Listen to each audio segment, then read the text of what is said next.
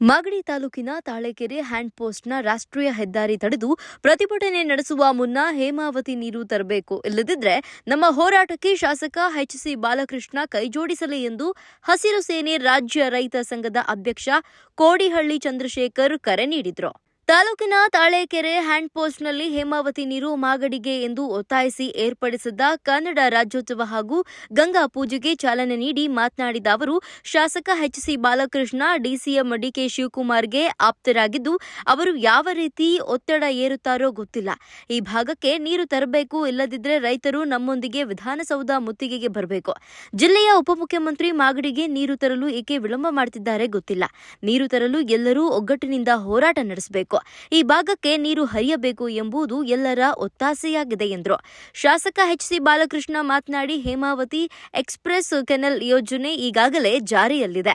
ತುಮಕೂರಿನ ಕೆಲ BJP, JDS ಪಕ್ಷದ ಮಾಜಿ ಶಾಸಕರುಗಳು ಅಲ್ಲಿನ ಹಲವಾರು ಸ್ವಾಮೀಜಿಗಳ ನೇತೃತ್ವದಲ್ಲಿ ಹೋರಾಟ ಮಾಡಿ ಹೇಮಾವತಿ ಎಕ್ಸ್‌ಪ್ರೆಸ್ ಕೆನಾಲ್ ಕಾಮಗಾರಿಗೆ ಅಡ್ಡಿ ಮಾಡಲು ಪಿತೂರಿಯನ್ನ ನಡೆಸುತ್ತಿದ್ದಾರೆ. ಮಾಗಡಿ ತಾಲೂಕಿಗೆ ಶ್ರೀರಂಗ ಏತ ನೀರಾವರಿ ತರಲೇಬೇಕು, ತಂದೆ ತರ್ತೇವೆ ಎಂದರು. ರೈತ ಸಂಘದ ಅಧ್ಯಕ್ಷ ಗೋವಿಂದರಾಜು ಮಾತನಾಡಿ, ರೈತರಿಗೆ ಮಾನ್ಯಗಳಿಗೆ ಬೆಂಬಲ ಬೆಲೆ ಮತ್ತು ಜಾನುವಾರುಗಳಿಗೆ ಕುಡಿಯಲು ನೀರನ್ನು ಒದಗಿಸಲು ಸರ್ಕಾರಗಳು ಅಗತ್ಯ ಕ್ರಮ ಕೈಗೊಳ್ಳಬೇಕು. ರೈತರಿಗೆ ವಿದ್ಯುತ್ ಮತ್ತು ಟಿಸಿ ವಿತರಣೆ ಎಲ್ಲ ಸಮಸ್ಯೆಗಳಿಗೂ ಸರ್ಕಾರ ಧನಿಯಾಗಬೇಕು ಎಂದರು. ವೇದಿಕೆಯಲ್ಲಿ ಕೃಷ್ಣ ಪರಿಕರಗಳಾದ ನೇಗಿಲು, ಮೇಟಿ, ಸೇರು, ಬಳ್ಳ ಜೊತೆಗೆ ರಾಗಿ ತೆನೆ, ಭತ್ತದ ತೆನೆ, ಕಬ್ಬು ರೈತರು ಬೆಳೆಯುವ ಫಸಲನ್ನ ತಂದು ಪೂಜೆ ಮಾಡಿ ಕನ್ನಡ ರಾಜ್ಯೋತ್ಸವವನ್ನ ಆಚರಿಸಿದ್ದು ವಿಶೇಷವಾಗಿತ್ತು. ಕುಣಿಗಲ್ ಕೆರೆಯಿಂದ ಹೇಮಾವತಿ ನೀರನ್ನ ತಂದು ಗುಡ್ಡೆಮಾರನಹಳ್ಳಿ ಜಗಣಯ್ಯ ಮಠದ ಚನ್ನಬಸವ ಶ್ರೀಗಳಿಂದ ಗಂಗಾ ಪೂಜೆ ನೆರವೇರಿಸಿ ಹೇಮಾವತಿ ಮಾಗಡಿ ತಾಲೂಕಿಗೆ ಬರಲೇಬೇಕು ಎಂದು ಘೋಷವಾಕ್ಯ ರೈತರು ಒಕ್ಕೊರಳಿನಿಂದ ಮೊಳಗಿಸಿದ್ರು.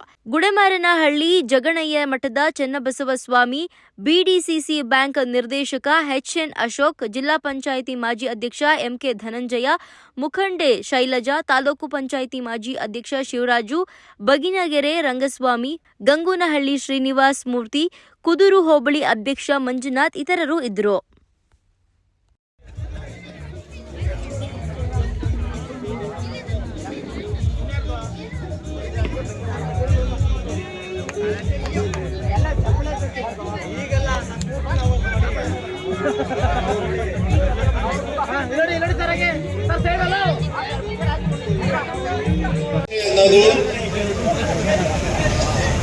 ನಮ್ಮ ತಾಯಿ ನುಡಿ. ಆ ತಾಯಿ ನುಡಿಗೆ ಭಂಗ ಬಂದ್ರೆ ಈ ರಾಜ್ಯಕ್ಕೆ ಭಂಗ ಬಂದಂಗೆ. ಈಗಾಗಲೇ ಇಂಗ್ಲಿಷ್ ನಮ್ಮ ಹಳ್ಳಿಯ ಮಕ್ಕಳೆಲ್ಲ ಕಾನ್ವೆಂಟ್ಗಳಿಗೆ ಬಹಳ ವೇಗವಾಗಿ ಸೇರ್ಪಡೆ ಆಗ್ತಾ ಇದೆ. ಇಂಗ್ಲಿಷ್ ಭಾಷೆ ಕಲ್ತ್ರೆ ಒಂದು ನೌಕರಿ ಸಿಗ್ಬೋದು ಅಥವಾ ಉದ್ಯೋಗಕ್ಕೋಸ್ಕರ ಭಾಷೆಯನ್ನ ಮಾರು ಹೋಗಿದ್ದೀವಿ.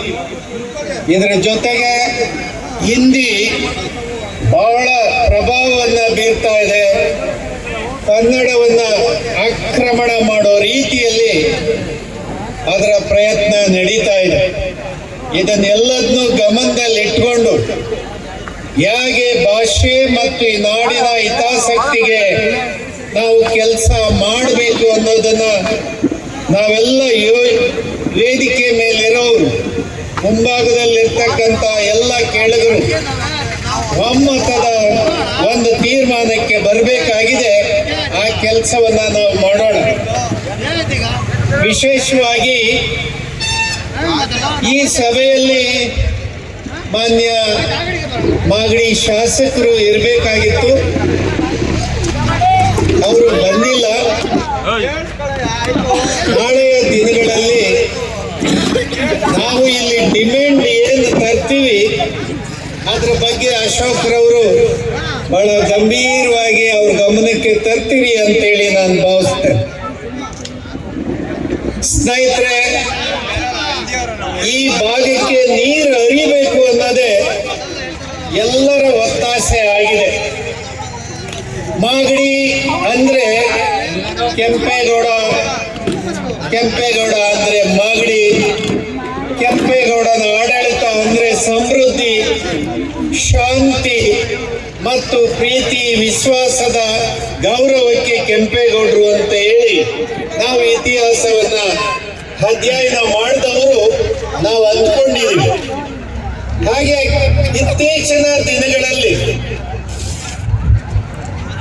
ಇತ್ತೀಚಿನ ದಿನಮಾನಗಳಲ್ಲಿ ಬರಗಾಲ ಪದೇ ಪದೇ ರಾಜ್ಯದ ಮೇಲೆ ಆದ ಕಾರಣಕ್ಕೆ ಮಾಗಡಿ ತಾಲೂಕು ಕೂಡ ಬರವನ್ನ ಅನೇಕ ಸಂದರ್ಭಗಳಲ್ಲಿ ಎದುರಿಸಿದ್ದೀವಿ. ಇದರ ಪರಿಣಾಮವಾಗಿ ಇವತ್ತು ನಮಗೆ ನೀರು ಬೇಕು, ನೀರಿಲ್ದಲೆ ಒಕ್ಕಲ್ತನ ಸರಿ ಬರಲ್ಲ, ಎಲ್ಲ ಕೆರೆ ಕಟ್ಟೆಗಳು ಭರ್ತಿ ಇರಬೇಕು, ಹಳ್ಳ ಕೊಳ್ಳಗಳಲ್ಲಿ ನೀರು ಇರಬೇಕು. ಆ ಮೂಲಕ ಈ ನಾಡು ಏನಿದೆ ಮಾಗಡಿ ಪ್ರದೇಶ ಇದು ಸಮೃದ್ಧಿ ಆಗುತ್ತೆ ಅನ್ನುವ ದಿಕ್ಕಿನಲ್ಲಿ ನಮ್ಮ ಎಲ್ಲ ಆಯೋಜಕರು ಚರ್ಚೆ ಮಾಡಿ ಏನಾದರೂ ಮಾಡಿ ನೀರು ತರುವ ಕೆಲಸಕ್ಕೆ ನಾವೆಲ್ಲ ಒಕ್ಕೂರಲಿನಿಂದ ಕೆಲಸ ಮಾಡಬೇಕಂತ ಹೇಳಿ ತಾವೆಲ್ಲ ತೀರ್ಮಾನ ಮಾಡಿದ್ರಿ.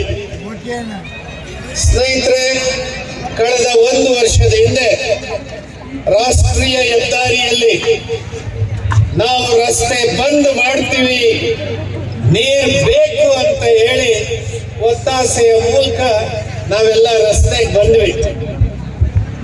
ಆ ದಿನ ಪೊಲೀಸ್ನವರು ಹೆದ್ದಾರಿ ಬಂದಾಗೋದು ಬೇಡ ಅಂತ ಹೇಳಿ ನಮ್ಮನ್ನೆಲ್ಲ ಅರೆಸ್ಟ್ ಮಾಡಿ ಮಾಗಡಿ ಪೊಲೀಸ್ ಠಾಣೆಗೆ ಕರೆದೊಯ್ದು ಅಲ್ಲಿಂದ ನಂತರದಲ್ಲಿ ಬಿಡುಗಡೆ ಮಾಡಿದ್ರು. ಇದೆಲ್ಲ ನಮ್ಮ ಬಾಲಕೃಷ್ಣ ಅವ್ರ ಗಮನದಲ್ಲಿ ಇದೆ ಅಂತೇಳಿ ನಾನು ಭಾವಿಸ್ತೇನೆ. DK ಶಿವಕುಮಾರ್ ಅವರು ಈ ನಾಡಿನ ನೀರಾವರಿ ಮಂತ್ರಿಗಳು, ರಾಜ್ಯದ ಉಪಮುಖ್ಯಮಂತ್ರಿಗಳು, ಅವ್ರದೇ ಆಡಳಿತ ಪ್ರಭಾವಿ ರಾಜಕಾರಣಿ. ನೀರು ಬರ್ಲಿಕ್ಕೆ ಯಾಕೆ ತಡ ಆಗಿದೆ ಅಂತ ಹೇಳಿ ನನಗೆ ಕಾರಣ ಅವ್ರ ಕಡೆಯಿಂದ ಗೊತ್ತಾಗಿಲ್ಲ. ನೀರು ಹೇಮಾವತಿಯಿಂದ ಕೊಡ್ತಿರೋ, ಕುಣಿಗಲ್ಲಿಂದ ಕೊಡ್ತಿರೋ, ಎಲ್ಲಿಂದ ಕೊಡ್ತಿರೋ ಇದು ನಮ್ಮ ಕೆಲಸ ಅಲ್ಲ, ಆಡಳಿತಗಾರರ ಕೆಲಸ ಆಗಿದೆ. ಹಿಂದೆ ಚಿಕ್ಕಬಳ್ಳಾಪುರ, ಕೋಲಾರ ಭಾಗದಲ್ಲಿ ನಮ್ಮ ವೀರಭದ್ರ ಸ್ವಾಮಿ ಇದ್ದಾರೆ, ಕೋಲಾರದವರು. ಚಿಕ್ಕಬಳ್ಳಾಪುರದಲ್ಲಿ ಒಂದು ದೊಡ್ಡ ಹೋರಾಟವನ್ನ ನಡೆಸಿದ್ವಿ. ಆ ಸಂದರ್ಭದಲ್ಲಿ ಇವರೆಲ್ಲ ಒಂದು 5,000 ಟ್ರ್ಯಾಕ್ಟರ್ಗಳನ್ನ ತಗೊಂಡು ಬೆಂಗಳೂರನ್ನ ಪ್ರವೇಶ ಮಾಡಿದರು. ನಮ್ದು ಬರದ ನಾಡು, ನಮಗೆ ನೀರು ಬೇಕು, ನೀರು ಬೇಕೇ ಬೇಕಂತ ಹೇಳಿ ಹಠ ಹಿಡಿದ್ರು. ಆ ಸಂದರ್ಭದಲ್ಲಿ ಮಾನ್ಯ ಮುಖ್ಯಮಂತ್ರಿ ಸಿದ್ದರಾಮಯ್ಯನವರು 2016ರಲ್ಲಿ ಎತ್ತಿನ ಹೊಳೆ ಯೋಜನೆಯನ್ನ ಅವತ್ತು 21,000 ಕೋಟಿಗೆ ಅಪ್ರೂವಲ್ ಮಾಡಿ ಬೆಂಗಳೂರು ನಗರದ ಕೊಳಚೆ ನೀರನ್ನ ನಾವೇ ಹೇಳಿದ್ವಿ ಮುಖ್ಯಮಂತ್ರಿಗೆ, ಅದು ಯೋಜನೆ ತಡ ಆಗುತ್ತೆ, ಇದನ್ನ ಸಂಸ್ಕರಿಸಿ ಎಲ್ಲ ಕೆರೆಗಳಿಗೆ ನೀರು ಕೊಡೋಣ ಅಂತ ಅವತ್ತೇ ಸಿದ್ದರಾಮಯ್ಯನವರು 1,500 ಕೋಟಿ ಆ ಯೋಜನೆಗೆ ಇಟ್ಟು ಈಗ 2 ಕಡೆಯಲ್ಲಿ HN ವ್ಯಾಲಿ, KC ವ್ಯಾಲಿ ಅಂತ ನೀರು ಕೊಡ್ತಾ ಇದ್ದಾರೆ. ಆದ್ರೆ ಮಾಗಡಿ ಪ್ರಶ್ನೆ ಬಂದ್ರೆ ಇದು ತಡ ಆಗಬಾರ್ದು. ನೀರಿಗೆ ಕೊರತೆ ಇಲ್ಲ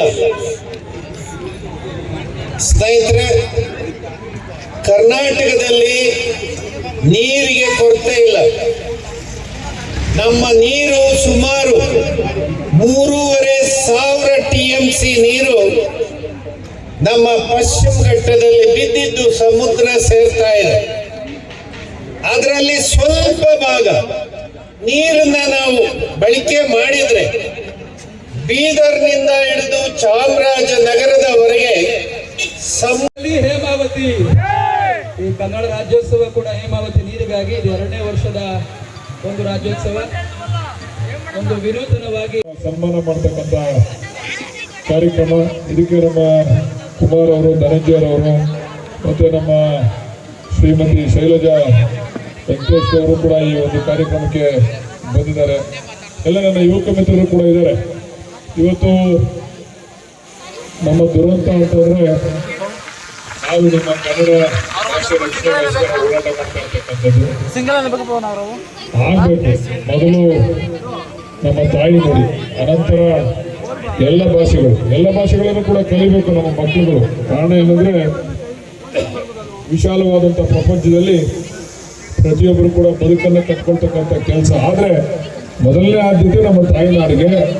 ಅದರಂತೆ ನಮ್ಮ ಕನ್ನಡ ರಾಜ್ಯೋತ್ಸವವನ್ನು ವಿಜೃಂಭಣೆಯಿಂದ ಇಲ್ಲಿ ಆಚರಣೆಯನ್ನು ನಮ್ಮ ಯುವಕ ಮಿತ್ರರೆಲ್ಲ ಸೇರಿ ರೈತರ ಹೆಸರಿನಲ್ಲಿ ಆಚರಣೆ ಮಾಡ್ತಾ ಇರ್ತಕ್ಕಂಥದ್ದು ಒಂದು ವಿಶೇಷ. ಬಹುಶಃ ಕಾರ್ಯಕ್ರಮಗಳು ಎಲ್ಲ ಕಡೆ ಉತ್ತಮ ರೀತಿಯಲ್ಲಿ ಈ ರೀತಿ ನಡೀಬೇಕು. ರೈತರಿಗೆ ಸನ್ಮಾನ ಆಗಬೇಕು. ರೈತ ಈ ದೇಶದ ಬೆನ್ನೆಲುಬು ಅಂತ ಹೇಳ್ತೀವಿ. ಆದರೆ ರೈತನಿಗೆ ಯಾವುದೇ ಒಂದು ಸೌಕರ್ಯವನ್ನು ಕೊಡುವಲ್ಲಿ ಎಲ್ಲರೂ ಕೂಡ ಎದುರಿರ್ತಕ್ಕಂಥದ್ದನ್ನು ನಾವು ಪ್ರಾಮಾಣಿಕವಾಗಿ ಸಂದರ್ಭದಲ್ಲಿ ಒಪ್ಕೋಬೇಕಾಗ್ತದೆ.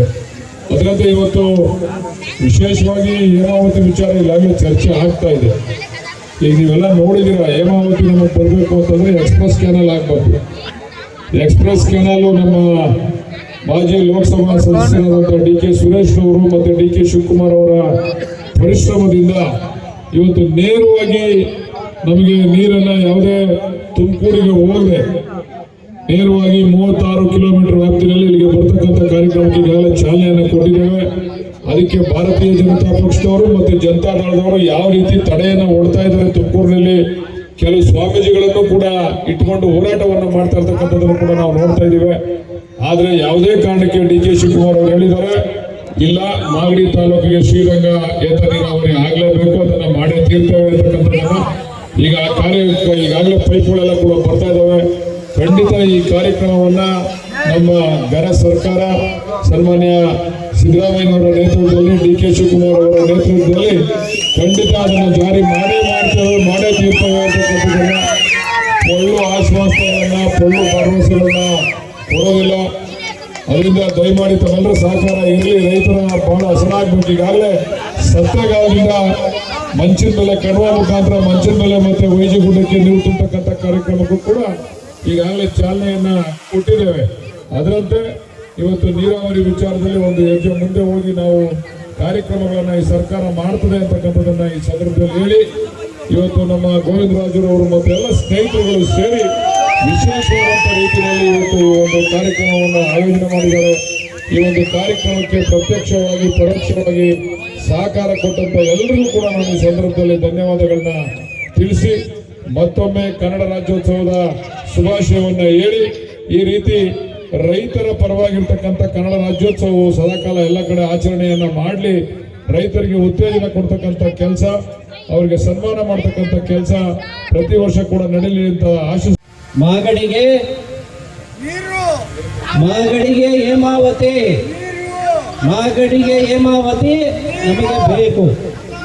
ಈ ಸಭೆಯ ಅಧ್ಯಕ್ಷತೆಯನ್ನು ವಹಿಸಿರುವ ಈ ಮಾಗಡಿ ತಾಲೂಕು ರೈತ ಸಂಘದ ಅಧ್ಯಕ್ಷರಾದಂಥ ಗೋವಿಂದರಾಜವರು, ರಾಜ್ಯ ರೈತ ಸಂಘದ ಅಧ್ಯಕ್ಷರಾದಂಥ ಕೋಡಿಹಳ್ಳಿ ಚಂದ್ರಶೇಖರ್ ಅವರೇ, ನನ್ನ ಆತ್ಮೀಯರಾದಂಥ ಅಶೋಕಣ್ಣ ಅವರೇ, ಧನಂಜಯ್ ಅವರೇ, ಎಲ್ಲ ಸನ್ಮಿತ್ರರೇ, ರೈತ ಬಂಧುಗಳೇ, ತಾಯಂದಿರೇ, ಮಕ್ಕಳಿಗೆ ಎಲ್ಲರಿಗೂ ಶರಣಾರ್ಥಿಯನ್ನು ಸಮರ್ಪಣೆ ಮಾಡಿ ಈ ಮುಖಾಂತರ ಇವತ್ತು 2ನೇ ಬಾರಿಗೆ ಕುಣಿಗಲ್ ಕೆರೆಯಿಂದ ಹೇಮಾವತಿಯನ್ನು ತಂದು ಪೂಜೆಯನ್ನು ಮಾಡಿದೆ. 2023ರ ಇದೇ ನವೆಂಬರ್ ತಿಂಗಳಿನಲ್ಲಿ ಹೇಮಾವತಿಯ ಪೂಜೆಯನ್ನು ಚಂದ್ರಶೇಖರ್ ಮತ್ತು ಎಲ್ಲ ರೈತ ಬಂಧುಗಳ ಮುಖೇನ ನಾವು ಮಾಡಿದ್ದು. ಇವತ್ತು ಸಹ ಅದೇ ರೀತಿ ಮಾಡಿದ್ದೀವಿ. ಒಂದು 5 ತಿಂಗಳು ಮುಂಚೆ ತುಮಕೂರಿನಲ್ಲಿ ಎಲ್ಲ ಅಗ್ರಮಾನ್ಯ ಗಣ್ಯ ನಾಯಕರು ಮತ್ತು ಸ್ವಾಮೀಜಿಯವರ ನೇತೃತ್ವದಲ್ಲಿ ನಮ್ಮ ಮಾಗಡಿಯ ತಾಲೂಕಿಗೆ ಕೆನಾಲೆ ಏನು ಮಾಡಬೇಕಾಗಿತ್ತು ಅದನ್ನು ಕಿತ್ತಾಕಿದ್ರು. ಅದನ್ನು ಇಲ್ಲಿ ನಾವು ಸಹ ಅದೇ ರೀತಿ ಒಂದು ಕಾರ್ಯಕ್ರಮ ಮಾಡಬೇಕು ಅಂತ ಹೇಳಿ ಬೈರೇಗೌಡರು ಮತ್ತು ಗೋವಿಂದರಾಜ್ ಅವರು ಕಾರ್ಯಕ್ರಮವನ್ನು ಹಮ್ಮಿಕೊಂಡಿದ್ರು. ಅದರ ಸಾನ್ನಿಧ್ಯವನ್ನು ನಾವು ಮತ್ತು ಬಂಡೆ ಮಠದ ಶ್ರೀಗಳು ಮತ್ತು ಗದಿಗೆ ಮಠದ ಶ್ರೀಗಳು ತಗೊಂಡು ನಾವು ರೈತ ಬಂಧುಗಳಲ್ಲಿ ವಿನಂತಿ ಮಾಡಿದ್ದು ಏನು ಅಂತ ಹೇಳಿದ್ರೆ, ಕೇವಲ ರಾಜ್ಯೋತ್ಸವಕ್ಕಾಗಿ ಹಾಡಿಗಾಗಿ ನಾವು ಮಾಡುವಂಥದ್ದಲ್ಲ. ಹೇಮಾವತಿಯನ್ನ ಇಲ್ಲಿಗೆ ತರಲೇಬೇಕು ಅನ್ನೋ ಒಂದು ಉದ್ದೇಶ ಇಟ್ಕೊಂಡು ಈ ಕಾರ್ಯಕ್ರಮ ಮಾಡಬೇಕು ಅನ್ನೋ ಒಂದು ಕಾರ್ಯಕ್ರಮ ಮಾಡಿದ್ದು. ಇವತ್ತು ತುಂಬಾ ಜನ ಸೇರಿದ್ರೆ ತುಂಬಾ ಖುಷಿ ಆಗ್ತಾ ಇದೆ. ಯಾಕೆ ಅಂತ ಹೇಳಿದ್ರೆ 365 ದಿವಸವೂ ನಮಗೆ ಕನ್ನಡ ರಾಜ್ಯೋತ್ಸವ, ಇದು ವಿಶೇಷ. ಯಾಕೆ ಅಂತ ಹೇಳಿದ್ರೆ ಹೇಮಾವತಿಯನ್ನ ನಮ್ಮ ಮಾಗಡಿ ಭಾಗಕ್ಕೆ ತರಬೇಕು. ನಾನು ಅಶೋಕಣ್ಣನವರ ಮುಖಾಂತರ ಬಾಲಣ್ಣನವರಿಗೆ ಮತ್ತು ಸಿದ್ದರಾಮಯ್ಯನವರಿಗೆ, ಡಿ ಕೆ ಶಿವಕುಮಾರ್ ಅವರಿಗೆ ಮುಟ್ಟಿಸುವಂತ ಕೆಲಸ ಏನ್ ಮಾಡಬೇಕು ಅಂತ ಹೇಳಿದ್ರೆ 3ನೇ ಬಾರಿ ಕನ್ನಡ ರಾಜ್ಯೋತ್ಸವ ಆಚರಣೆ ಮಾಡೋದ್ರೊಳಗಡೆ ಇಲ್ಲಿಗೆ ಹೇಮಾವತಿ ಬರಲೇಬೇಕು, ಬರಲೇಬೇಕು, ಬರಲೇಬೇಕು. ಎಲ್ಲಿ ಬರಬೇಕು? ಯಾಕೆ ಬರಬೇಕು?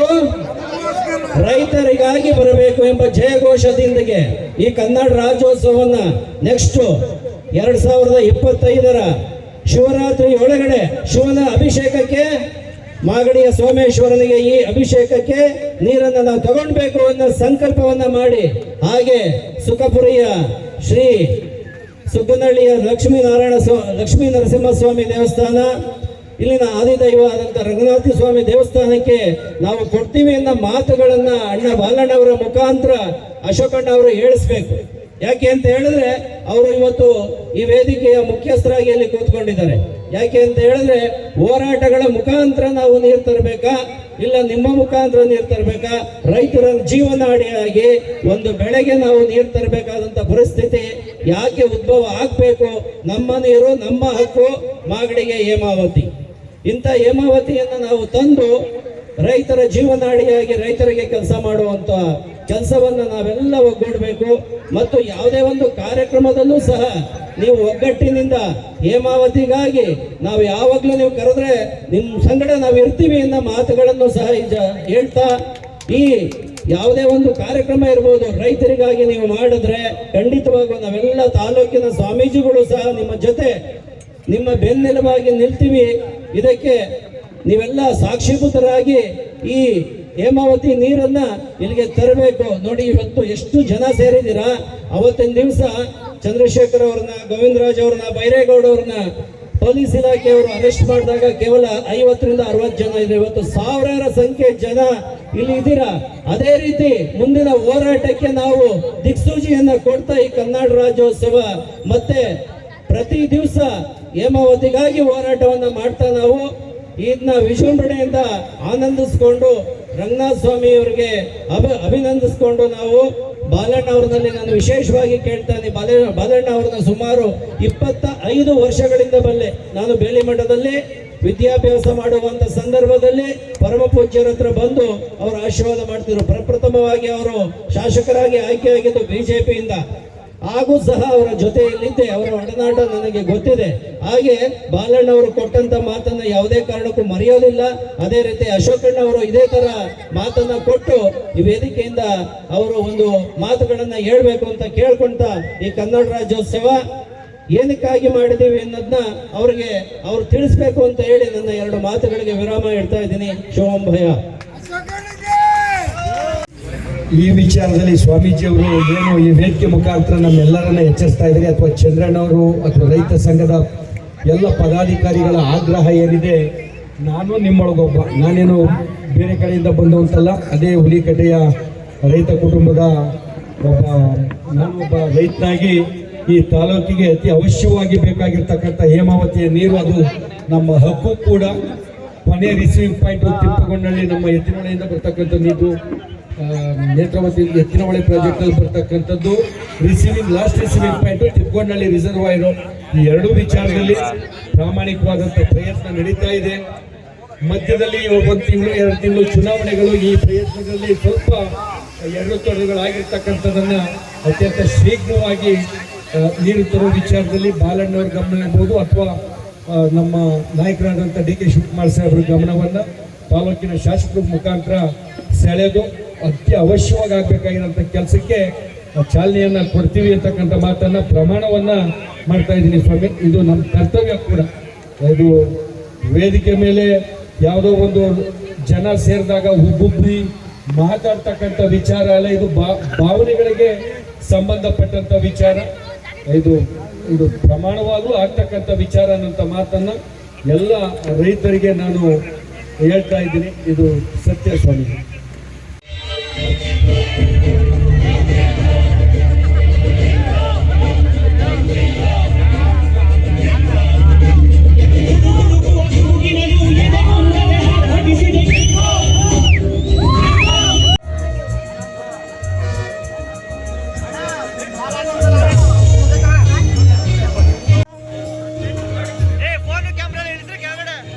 ಪ್ರಶ್ನೆ, ಕನ್ನಡ ರಾಜ್ಯೋತ್ಸವ ಏನಕ್ಕೋಸ್ಕರ ಮಾಡ್ತಾ ಇದೀವಿ ಅಂತಂದ್ರೆ, ಇವತ್ತು ಹೇಮಾವತಿ ನೀರ ಕುಣಿಯಿಂದ ತಂದು ಇಲ್ಲಿ ಸ್ವಾಮೀಜಿಯವರ ಆಶೀರ್ವಾದದಿಂದ ಗಂಗೆ ಪೂಜೆ ಮಾಡಿ ಎಣ್ಣೆ ಬಾರಿ ಇವತ್ತು ಗಂಗೆ ಪೂಜೆ ಮಾಡಿದೀವಿ.